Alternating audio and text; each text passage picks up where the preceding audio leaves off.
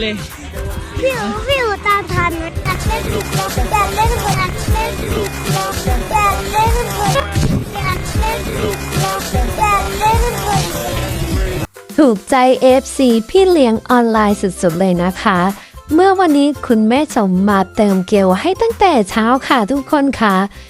อัปเดตความน่ารักนี้ from ออสเตรเลียเลยค่ะทุกคนเพราะว่าพี่ FC พี่เลี้ยงออนไลน์ช่วงนี้นะคะก็ไม่ค่อยมีแรงกันเท่าไหร่นะคะเพราะว่าคิดถึงน้องเกลค่ะหลายคอมเมนต์มากๆเลยนะคะที่พูดประมาณว่าแม่ลงคลิปเยอะๆหน่อยค่ะอยู่ไทยไม่มีแรงทำงานเลยฮ่าและด้วยความน่ารักกับผมหน้าม้าที่ไม่เคยแตกค่ะพี่ก็เข้าไปแซวนะว่าเกลที่โดนลุมทีไรม้าไม่เคยแตกแต่ม้าเกลก็ไม่เคยแตกจริงนะคะทุกคนค่ะถ้าสังเกตดีๆลองไปสังเกตดูค่ะคอมเมนต์พี่ๆ FC พี่เลี้ยงออนไลน์ก็แล้วแต่อยากให้น้องเกลกับประเทศไทยเร็วๆนะคะ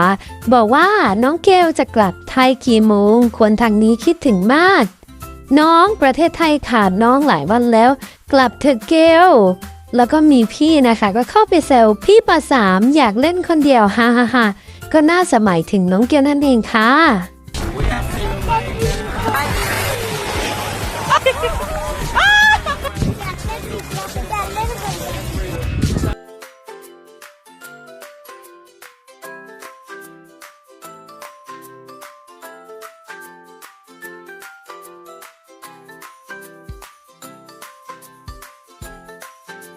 เลย